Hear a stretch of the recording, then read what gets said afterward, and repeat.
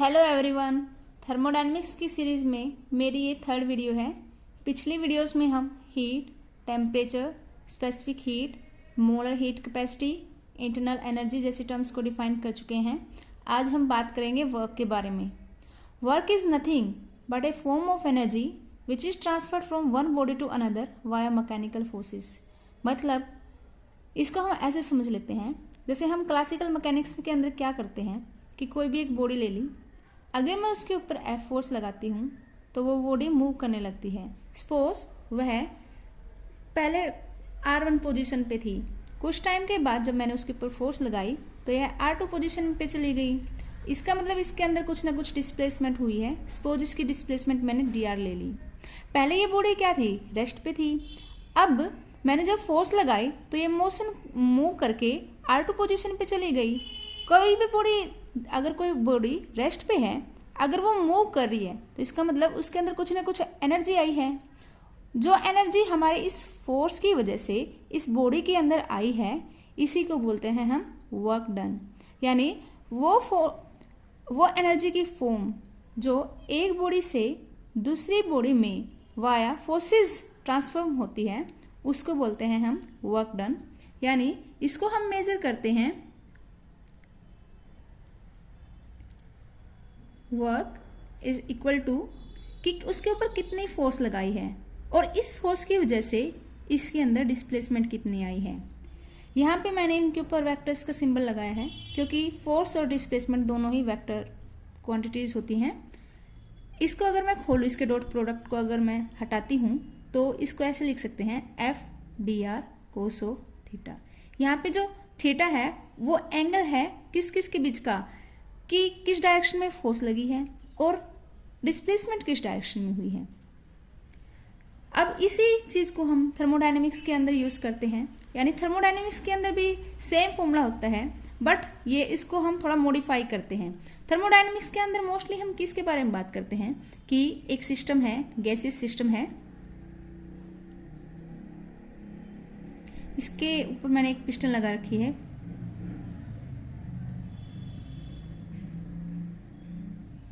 इसके अंदर गैसेस भरी हुई है।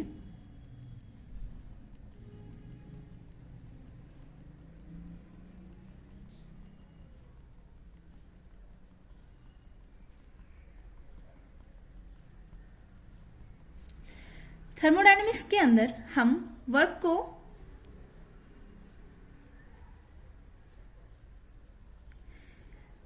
इस फॉर्मूले से मेजर नहीं करते। वर्क के लिए हम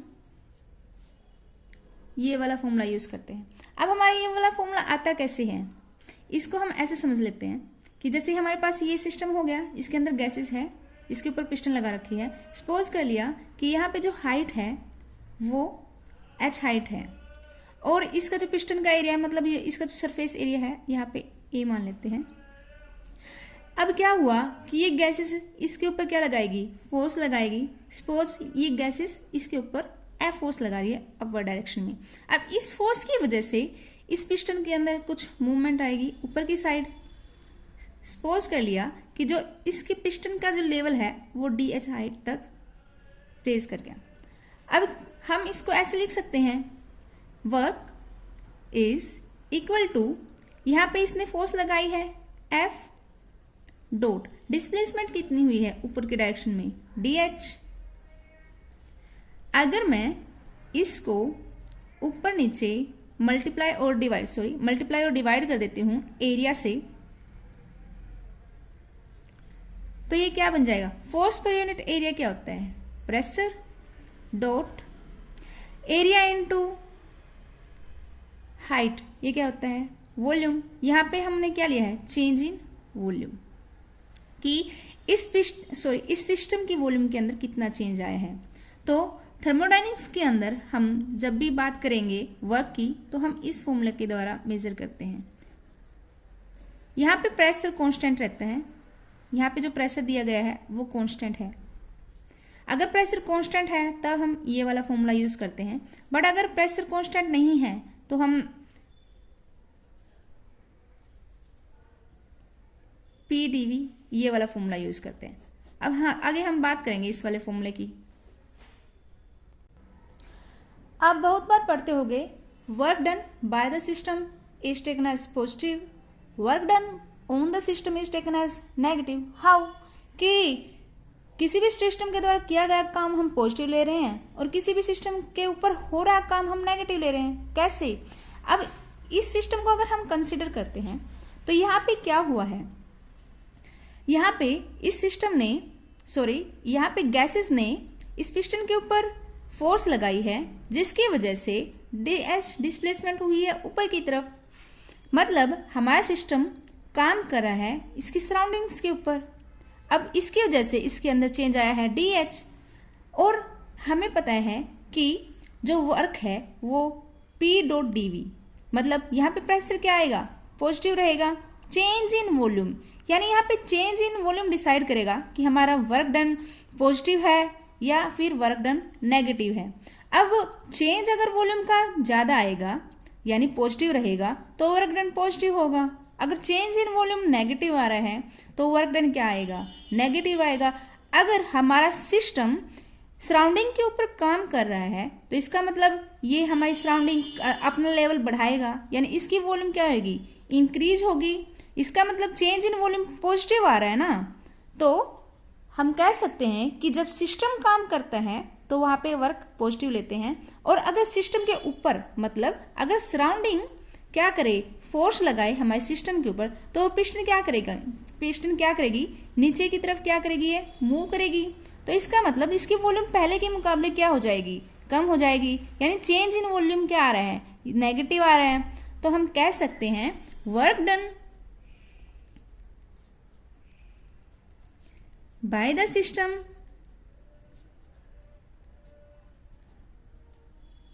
is taken as positive and work done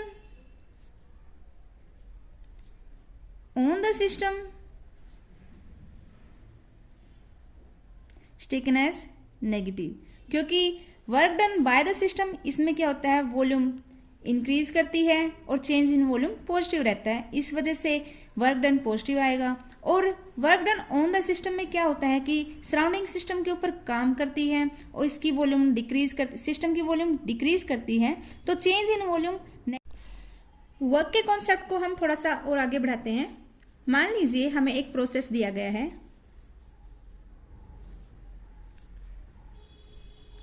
जो कि पीवी डायग्राम में इस तरह से रिप्रेजेंट किया गया है।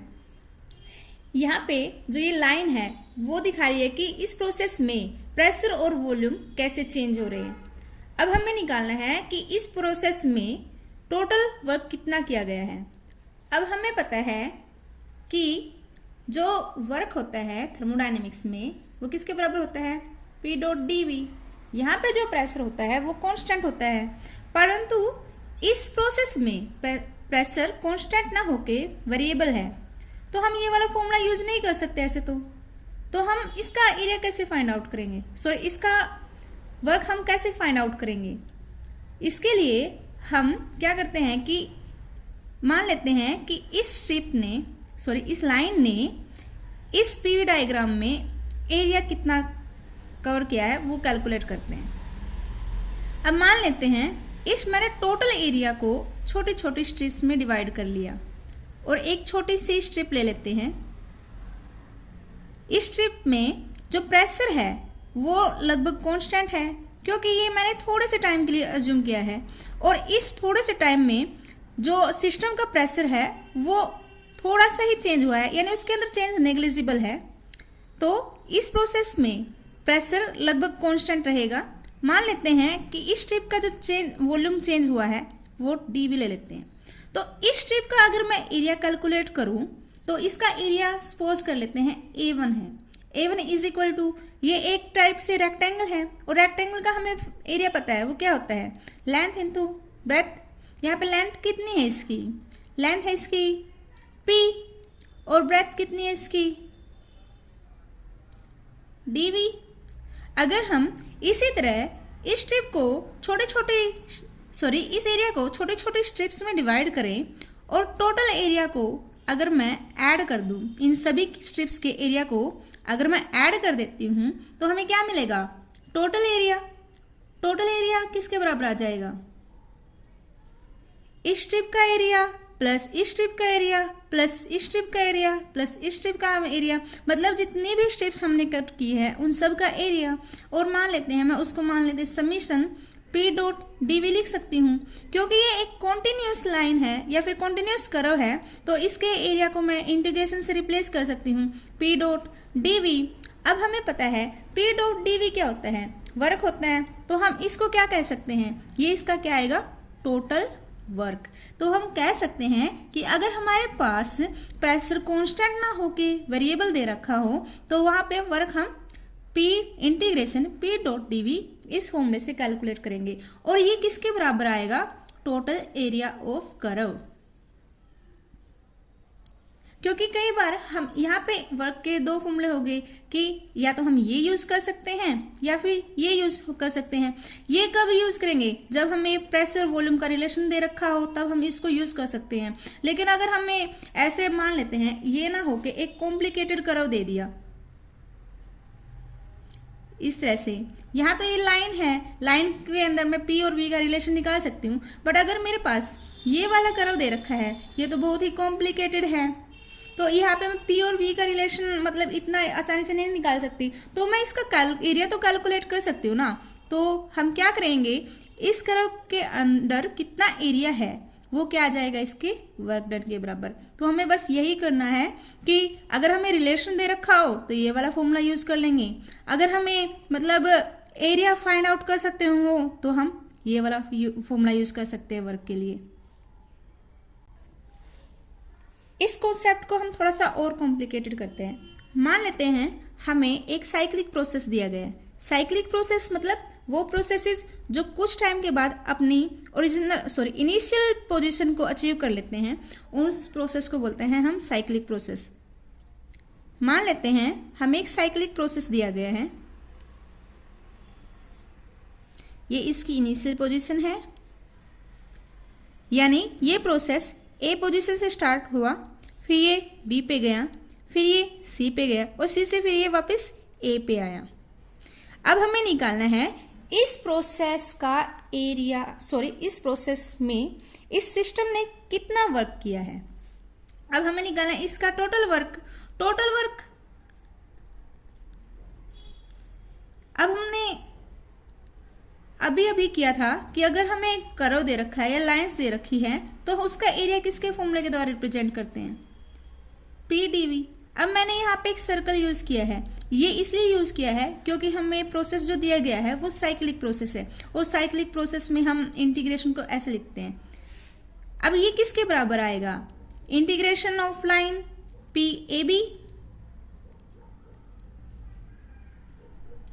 Plus integration of BC line P dot dv plus integration of line CA P dot dv। अब बात करते हैं AB की। अब जब हमारा कर्व A से, जब हमारा प्रोसेस A से B पे जाता है तो यहाँ पे हम देख रहे हैं कि वॉल्यूम क्या कर रही है, इसकी इंक्रीज कर रही है। यहाँ पे V1 वॉल्यूम है, ये V2 वॉल्यूम है, यानी वॉल्यूम V1 से V2 की तरफ जा रही है, यानी चेंज इन वॉल्यूम क्या आ रहा है, पॉजिटिव आ रहा है। तो चेंज इन वॉल्यूम पॉजिटिव आ रहा है, इसका मतलब इस प्रोसेस, इस लाइन के अंदर जितना काम किया गया होगा वो क्या रहेगा, पॉजिटिव रहेगा। तो मान लेते हैं इसका जो वर्क डन है मैं W1 ले लेती हूँ, प्लस अब इसकी बात करते हैं BC के दौरान क्या हुआ कि जो वॉल्यूम है वो क्या है, कांस्टेंट है। वॉल्यूम अगर कांस्टेंट है यानी चेंज इन वॉल्यूम क्या है, इसका 0 है। चेंज इन वॉल्यूम अगर 0 है तो P डॉट dv क्या हो जाएगा, 0, यानी BC लाइन के अकॉर्डिंग इसका जो वर्क डन आएगा इस प्रोसेस का वो कितना रहेगा, 0 प्लस।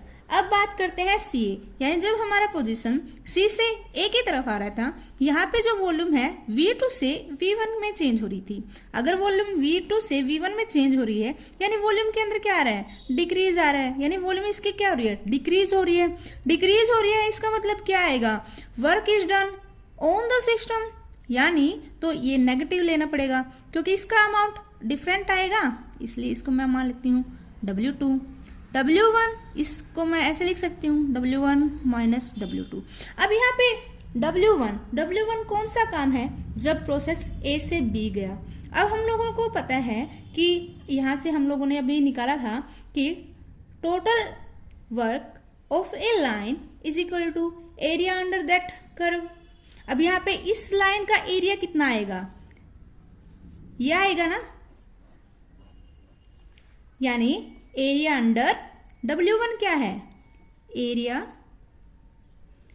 Under A B. यहां पे W क्या है, W क्या है हमारा, एरिया अंडर सी ए। यहां पे सी ए क्या है, एरिया अंडर दिस लाइन, यानी एरिया अंडर सी ए। तो मैं कह सकती हूं कि जो एरिया है, एरिया अंडर ए बी, वो लार्जर है एरिया अंडर सी ए। तो मेरा जो टोटल वर्क आएगा वो क्या रहेगा, मेरा पॉजिटिव रहेगा ना। इसको मैं एक पर इक्वेशन 1 मान लेती हूं। अब मान लेते हैं मैं एक और प्रोसेस लेती हूं, सेम साइक्लिक प्रोसेस है, बट यहां पे मैंने डायरेक्शन ली थी क्लॉकवाइज, अब की बार मैं डायरेक्शन ले रही हूं एंटी क्लॉकवाइज।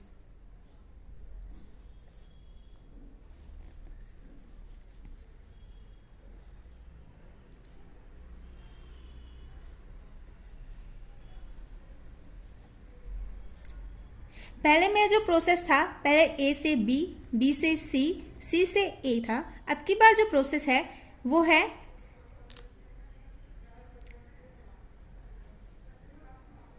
ए से सी, सी से बी, बी से ए।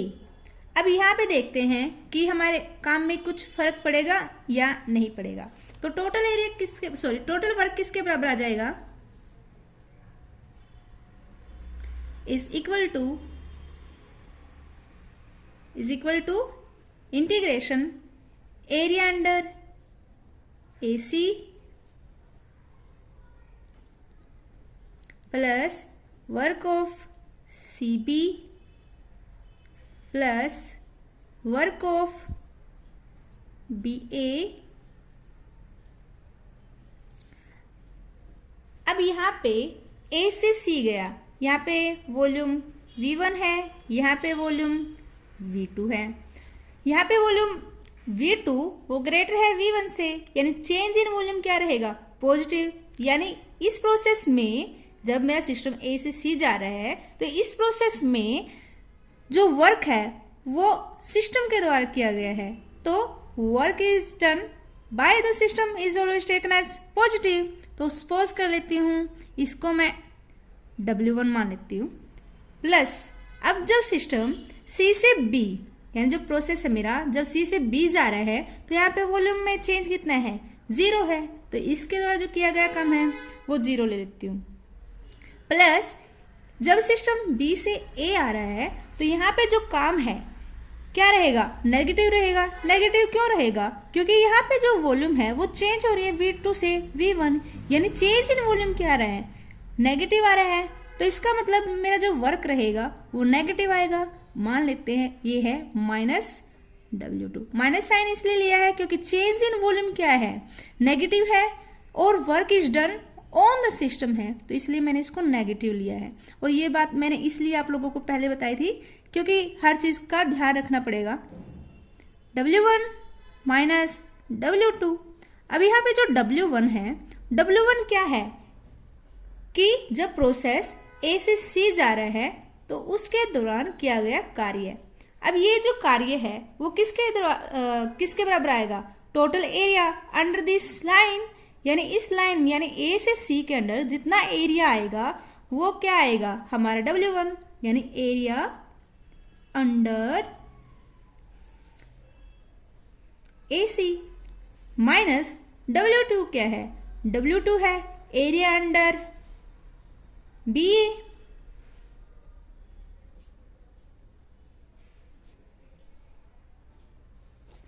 अब हमें पता है कि जो एरिया है BA लाइन का वो ज़्यादा है एरिया ऑफ AC लाइन से, तो इसका मतलब इसके दौरान जो टोटल वर्क आएगा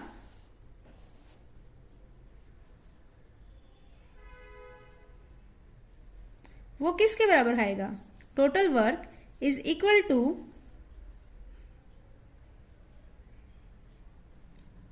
W1 area under AC minus W2 area under BA, और ये क्या रहेगा? नेगेटिव। अब देखो सेम प्रोसेस है, यहाँ पे ये साइक्लिक है और यहाँ पे ये यहाँ पे ये क्लॉकवाइज है और यहाँ पे ये क्या है? एंटी क्लॉकवाइज है। सेम प्रोसेस है बट डायरेक्शन मैंने चेंज कर रखी है।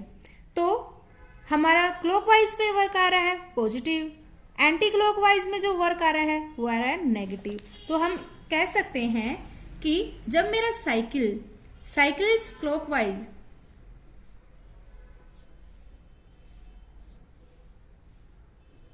वर्क क्या रहेगा? पॉजिटिव। अगर साइकिल एंटी क्लॉकवाइज है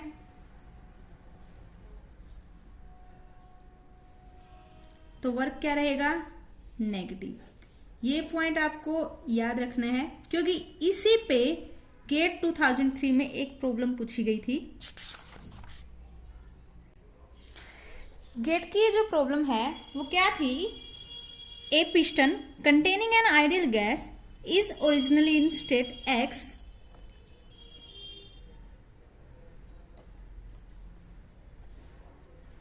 सॉरी मैं डायग्राम बनाना भूल गई थी।